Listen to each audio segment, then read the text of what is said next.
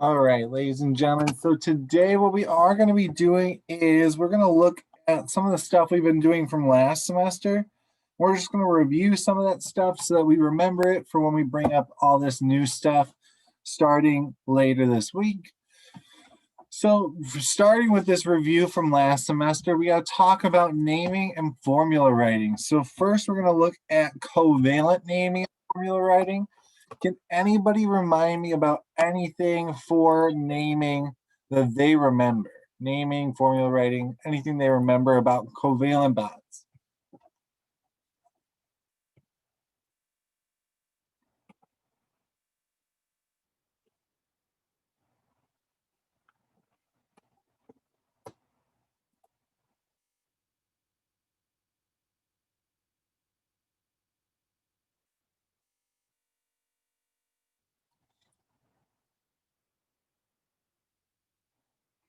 No one remembers anything?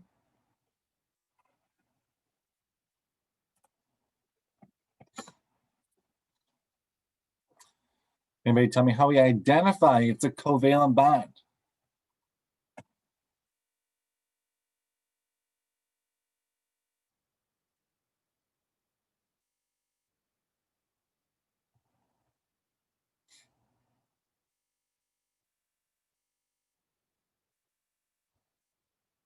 Nothing? You forgot? All right. Do we remember that it's got to be between two non-metals? So that's our first thing we have to remember is that it needs to be two non-metals, two or more non-metals.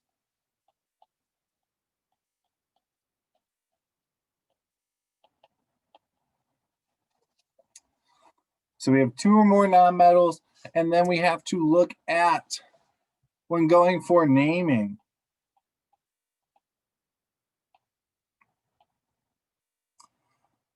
we add prefixes to both elements. Specifically, the first element gets a prefix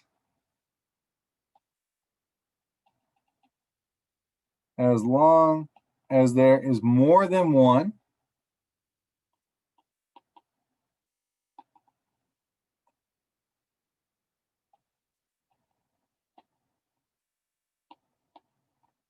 The second element always gets a prefix.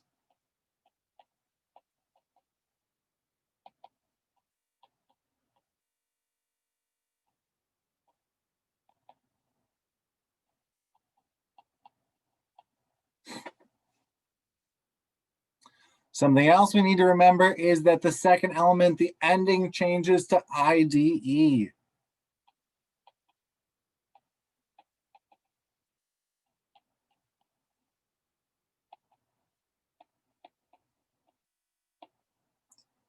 Hopefully that brought back some memories about naming covalent bonds.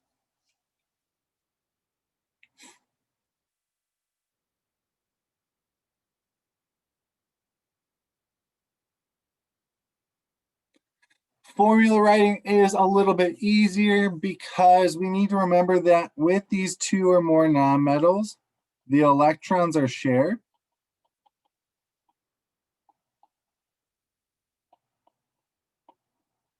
That means all we have to do for formula writing is we need to write the element symbol,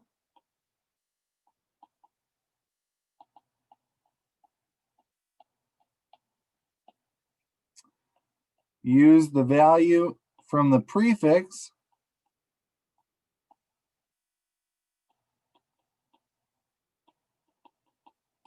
as the subscripts.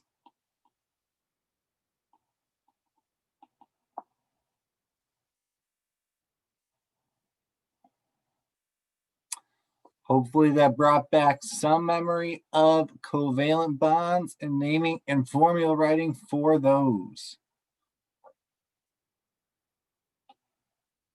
Give you guys a second to write down.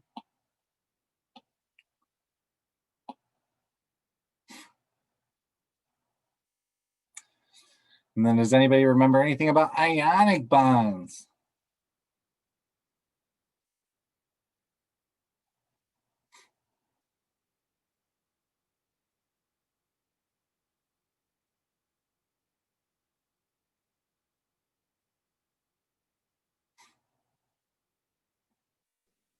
Ionic bonds are an attraction of a cation for an anion resulting from a transfer of electrons. All right, attraction of.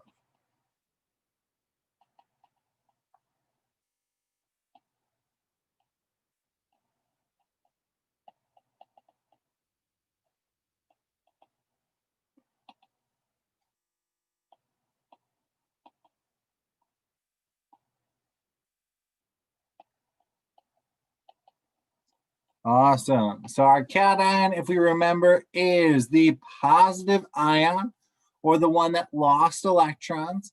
The anion is the negative ion, the one that has gained the electrons, making it a negative ion. And so when we're talking about this, we need to remember how to do the naming. And this one gets a little bit more complicated because there are specific things we need to remember. Is there anything that's the same in ionic and covalent?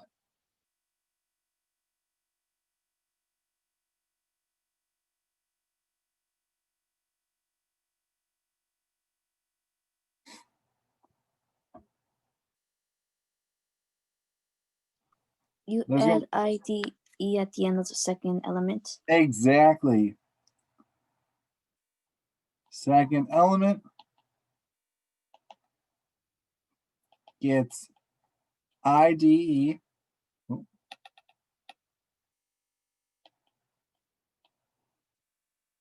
As long as it comes from the periodic table.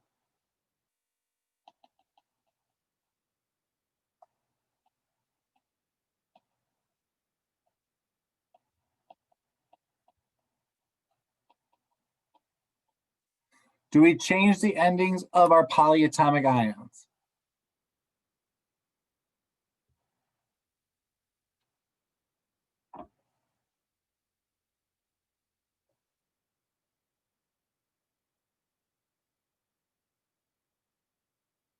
No, we do not ever change the ending.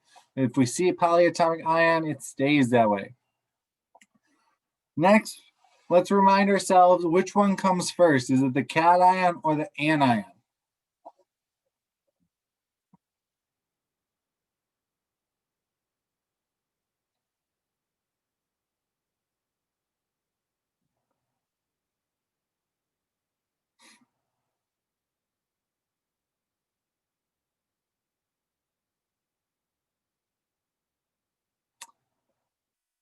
The anion is going to be the negative one, so it's actually going to be the opposite. So the anion is going to come second, the cation is going to come first, or the metal usually.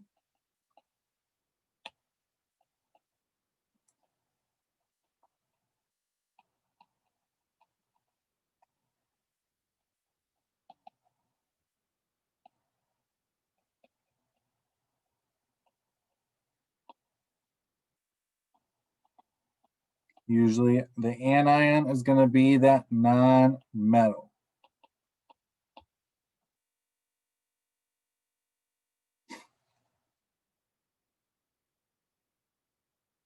Do you guys remember what type of elements we have to worry about for Roman numerals?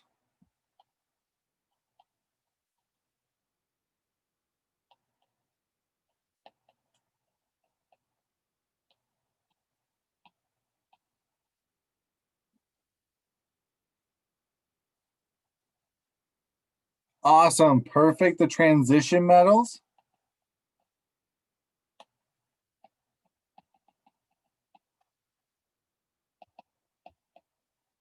Roman numerals are used for transition metals. And what do those Roman numerals tell us?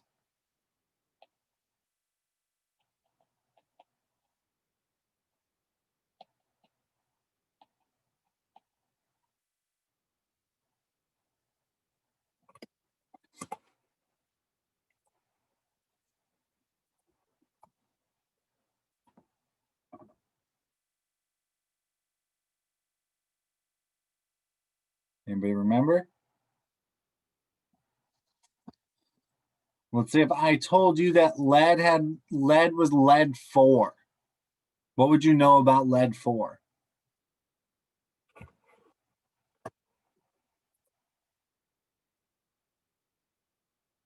That there's 4 legs. Not that there's 4. So if I wrote, let me rewrite this so I actually explain it. Lead 4 like this. So if I wrote lead 4 like that, what would that mean? Because yes, it could mean that there are 4 leads. But if it's written this way, what does it mean? It has 4 valence electrons. Exactly. It helps us identify the valence electrons.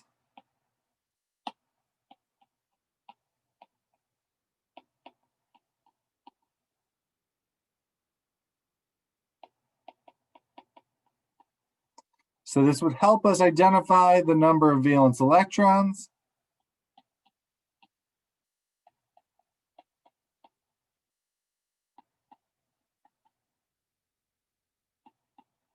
And ultimately the charge.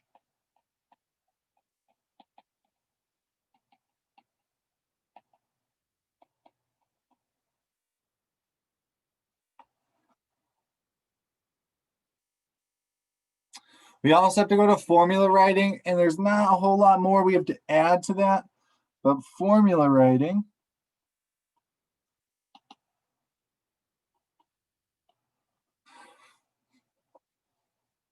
We do need to make sure we have to check something with our charges. What do we have to do with our charges?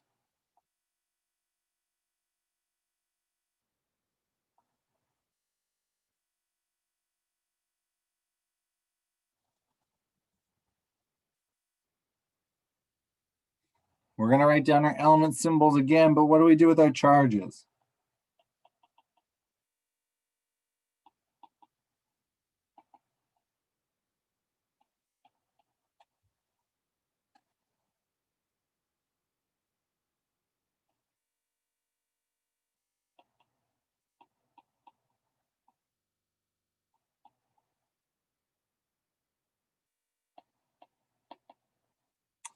We have to make sure our charges add up to some number. What is it? 0. 0. Perfect. Our charges have to add up to 0 at the end. So if we have a +1 and a -2, we have to have 2 sets of that +1 to balance out that -2.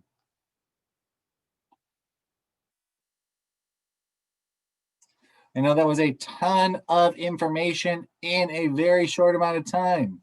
Do we have any questions about ionic or covalent bonds, naming, formula writing, any generalized questions about it?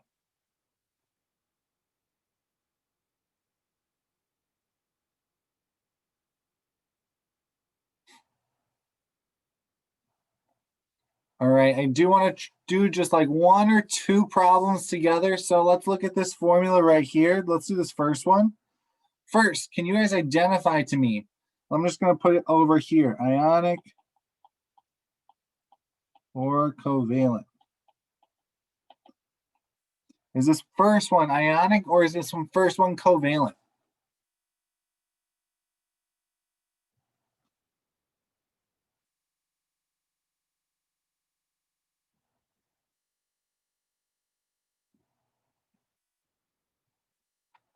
Covalent.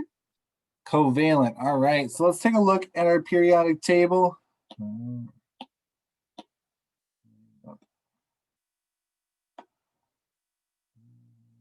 Maybe not. Right there, blind. Let's look at our periodic table. And do you remember how we identify ionic versus covalent? What's the big thing we need to look at? Metals and non-metals. Metals and nonmetals. So we got to remember that metalloid line. And so I'm just going to put that in here real quick. And so anything on the left side is going to be what? Metal or not? Perfect. Which means everything on the right side is a Non-metal. non-metal. If we have a metal, is it ionic or covalent?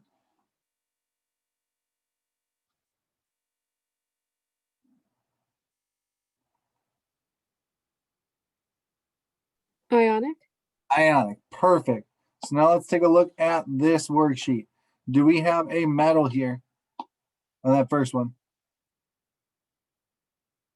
Are any of those elements metals?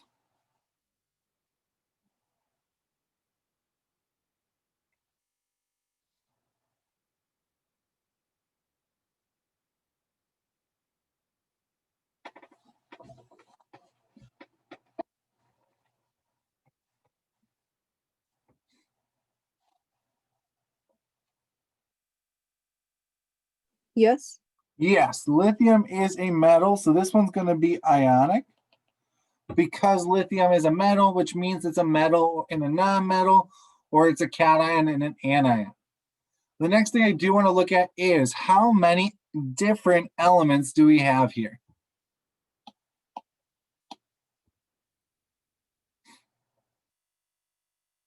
Three. We have three. Perfect. 1, 2, 3. And if we remember something, 3 or more elements or different elements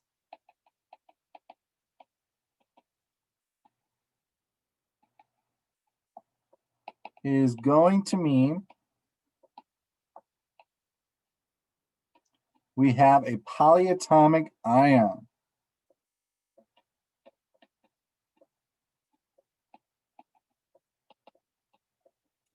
And so we have a polyatomic ion. We do have a polyatomic ion sheet.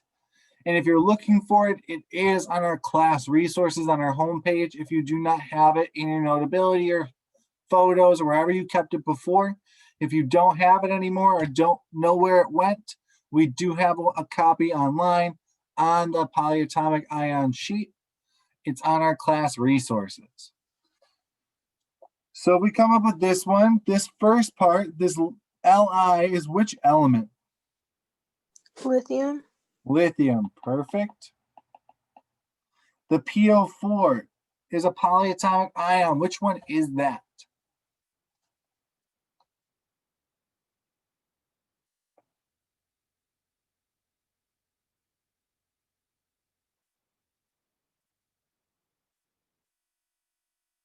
Phosphate.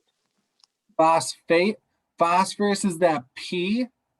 But if we have phosphorus and oxygen together with 4 of the oxygens, it's going to be phosphate from that polyatomic ion sheet.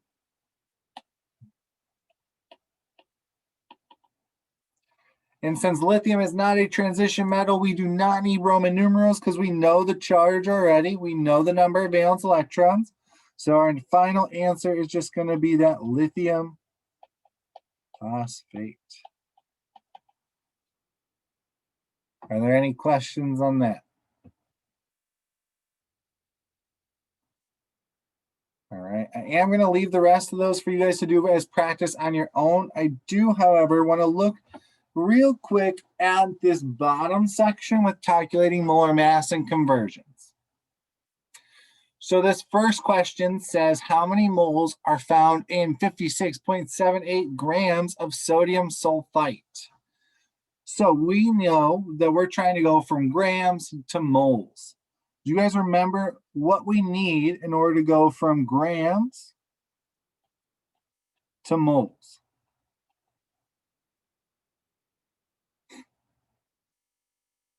Multiply by molarity. Not the molarity, because molarity, remember, there are a little bit different. Molarity is going to be the moles over liters, or the concentration.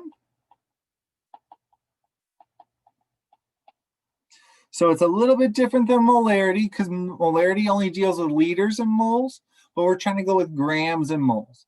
So what other value do we know that goes from grams to moles or from moles to grams?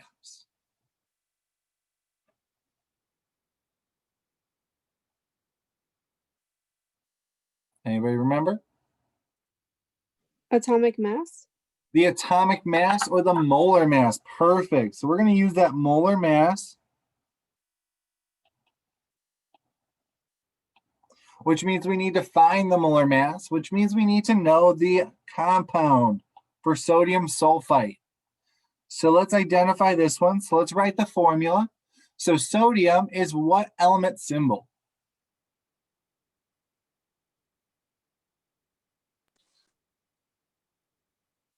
Na, perfect. Na. Sulfite is what element symbol or what polyatomic ion?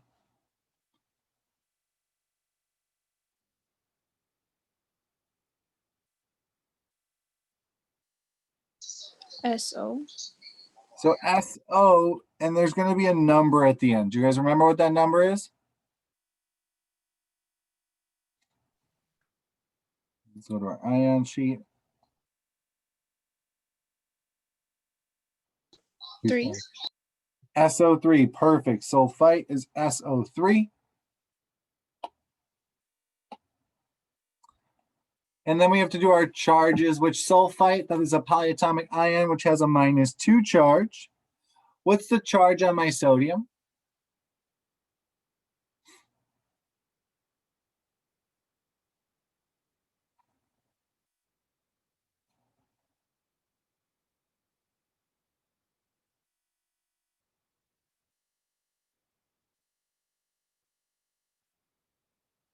One. +1, perfect. So how many sodiums do I need to cancel out my charge or to add my charges up to 0 in this compound?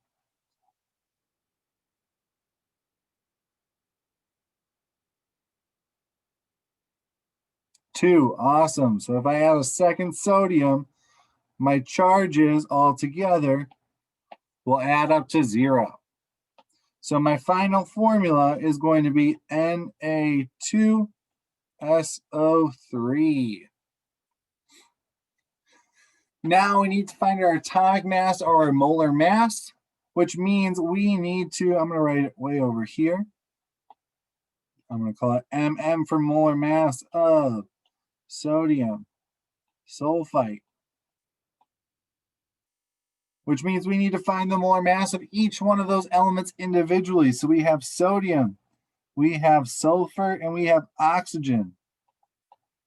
Who knows the molar mass of sodium, sulfur, or oxygen? Or who can tell me one of those three?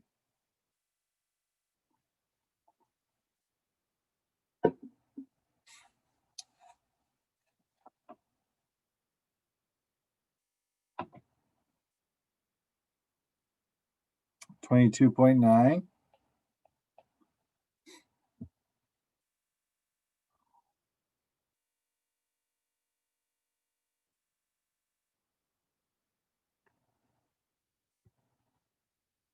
$32.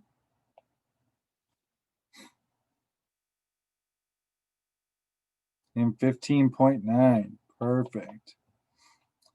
Now, when we're finding our molar mass, we have to remember that we need all of our elements all added together, which means we have 2 sodiums. So we're going to multiply this 22.9 by 2.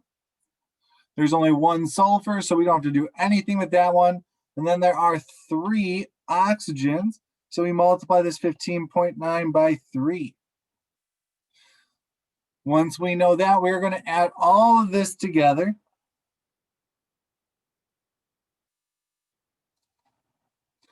So please let me know what you get when you finish this problem.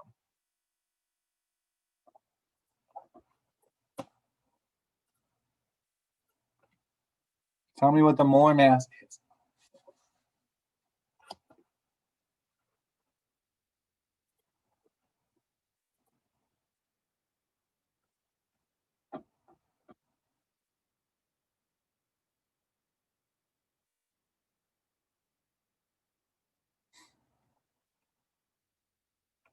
$125.5.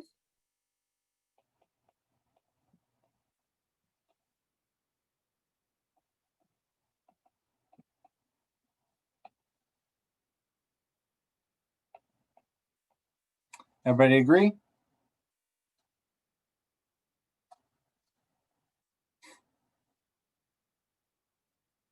Yeah. All right. Multiple yeses, so sounds great to me.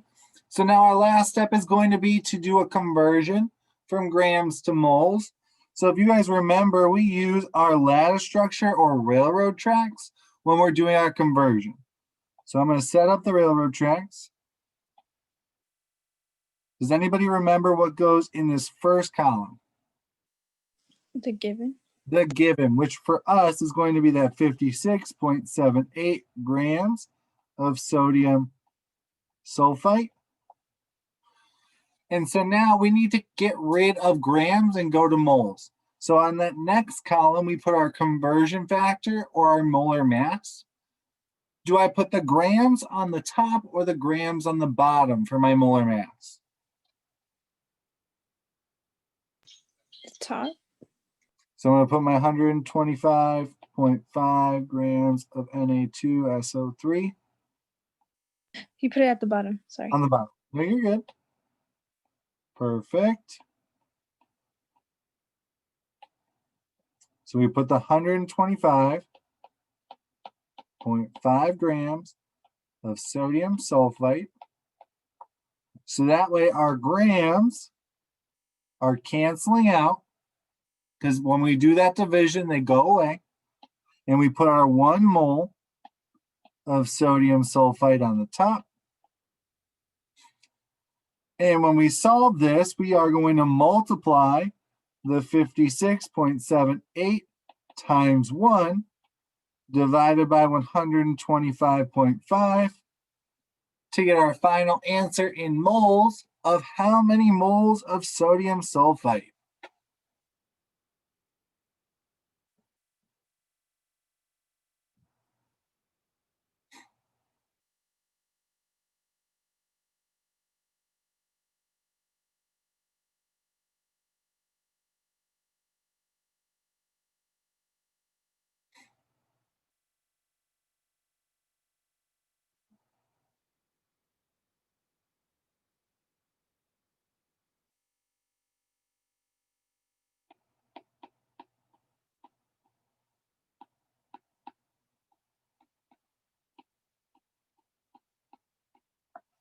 All right.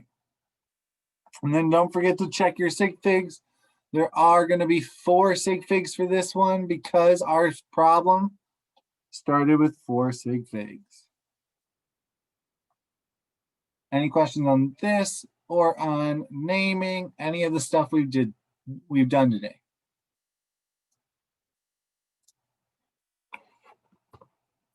If you guys have no questions, there are practice problems for you to go ahead and work on.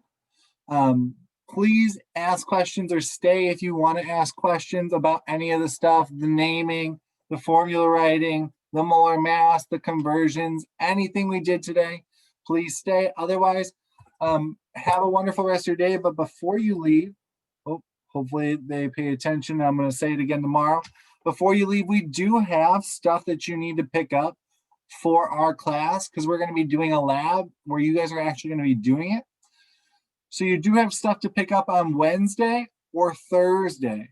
Wednesday from 8 to 4. And remember, Wednesday is an e-learning day. So that may be your best time. Or Thursday from 8 to 6. So any of those 2 days, you can go ahead and pick up the materials for Honors Chem. If you do still need a periodic table or a ion chart, I think they're together on our printed ones. If you want a printed copy, there will also be extras of those if you don't have one or if you lost yours. That's all I have for you. So if you don't have any questions, have a wonderful rest of your day, ladies and gentlemen.